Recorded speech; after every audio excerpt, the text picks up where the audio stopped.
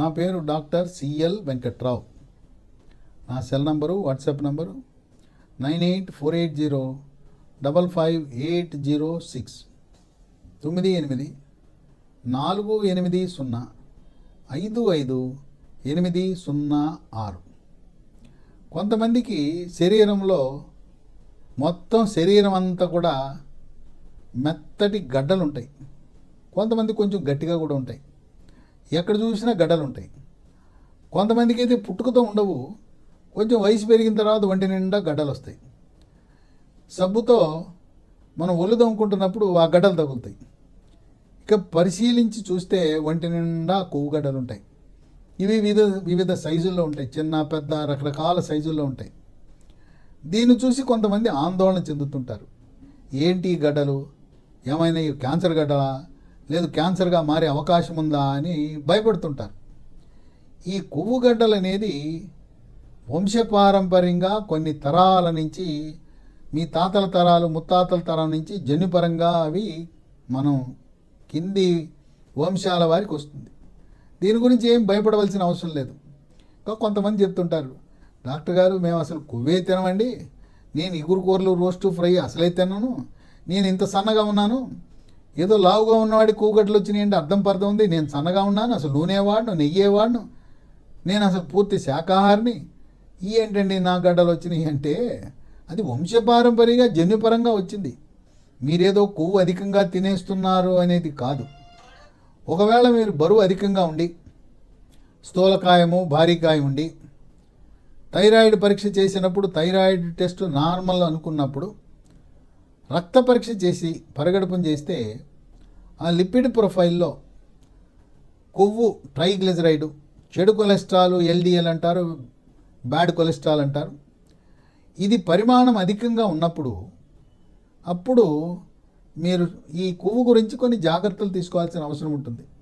ఇగురు కూరలు రోస్ట్లు ఫ్రైలు మానేయాలి. టిఫిన్లు గారి వడ మీరు ఎప్పుడైనా ఊహించుండరు. గారెలు తినేవాళ్ళు ఒక గారి వండిన తర్వాత మీరు ప్లేట్లో పెట్టుకోండి, దాన్ని తీసుకుని గట్టిగా పిసకండి.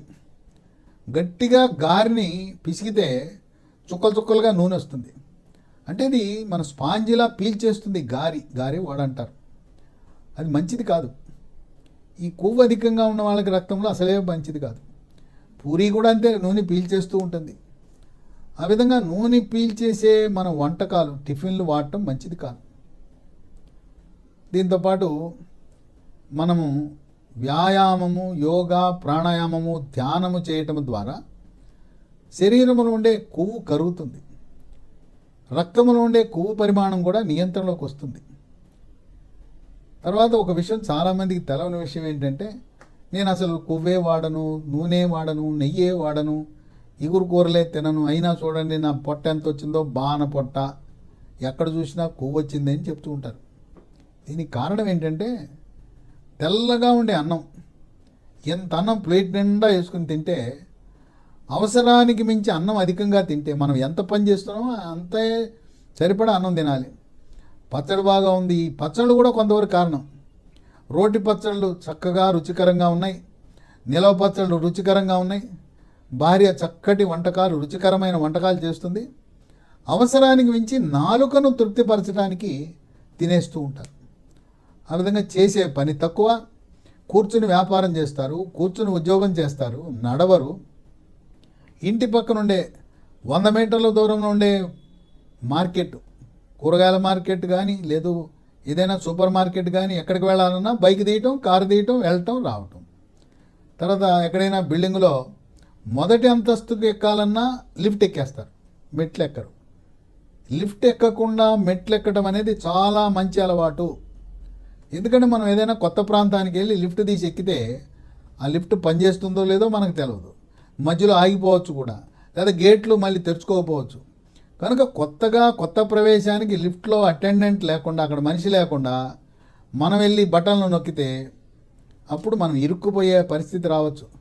ఎరక్కపోయి వచ్చానే లిఫ్ట్లో ఇరుక్కుపోయాననే పరిస్థితి అవుతుంది. అందుకని వ్యాయామం మంచిది. కొత్త ప్రాంతానికి వచ్చారు, అది అపార్ట్మెంటా ఆఫీసా ఎవడూ లేడు, లిఫ్ట్లో అక్కడ లిఫ్ట్ ఆపరేటర్ లేడు, మీరు చక్కగా మెట్లు ఎక్కండి. ఆరోగ్యం అనేది మన చేతుల్లో ఉంటుంది. మెట్లు ఎక్కే వాళ్ళకి ఆరోగ్యం మీ చేతిలో ఉంటుంది, రోగాలకు దూరంగా ఉంటుంది. లిఫ్ట్లు వాడే వాళ్ళకి మరి కొంచెం దూరం కూడా నడవకుండా ప్రతిదానికి బైకు కారు వాడే వాళ్ళకి అనారోగ్యం మేము వెంటాడుతుంటుంది, వెంబడిస్తూ ఉంటుంది. కనుక ఈ కొవ్వుగడ్డలు అనేవి వంశపారంపర్యంగా వస్తాయి. క్యాన్సర్గా మారదు, ఎటువంటి హాని ఉండదు. ఒకవేళ ఏదైనా పెద్దగా ఈ సైజు పెరిగి అసహ్యంగా ఉంటే ప్లాస్టిక్ సర్జన్ దగ్గరికి వెళ్తే వాళ్ళు చిన్న గొట్టాన్ని ప్రవేశపెట్టి ఒక మైనర్ సర్జరీ ద్వారా, చిన్న శస్త్రచికిత్స ద్వారా, దీన్ని లైపోసక్షన్ అంటారు. ఈ లోపలుండే కొవ్వు కణాలను బయటికి పీల్చేస్తారు. ఆ విధంగా ఆపరేషన్ లేకుండా ప్లాస్టిక్ సర్జన్లు లైపోసక్షన్ చేస్తారు. లేదా కొంచెం సైజు పెద్దదిగా ఉంటే మనం కోత ఘాటు కనపడకుండా, ఎక్కడ కోసారో తెలవకుండా ప్లాస్టిక్ సర్జన్లు చక్కగా అందంగా ఈ కొవ్వుగడ్డ, దీన్ని వైద్య పరిభాషలో లైపోమా అంటారు, దీన్ని తొలగించి మీ యొక్క ఏదైతే అందవిహీనంగా ఉన్న భాగాల్లో అందంగా ఉండేలా చేస్తారు. ఇప్పుడు మనకు రొమ్ములు ఉంటాయి, స్త్రీకి రొమ్ములు ఉంటాయి, వక్షోజాలు. వక్షోజాల యొక్క పరిమాణం అనేది వక్షోజాల లోపల ఉండే కొవ్వును బట్టి ఆధారపడి ఉంటుంది. అదంతా కొవ్వే. ఆ సైజు కానీ పరిమాణం కానీ అవన్నీ కూడా వక్షోజాలలో ఉండే కొవ్వే. కనుక ఒంటి నిండా కొవ్వుగడ్డలు ఉన్నాయని చెప్పి ఆందోళన చెందటం మానండి. ఇది ఎటువంటి హాని కలిగించడు.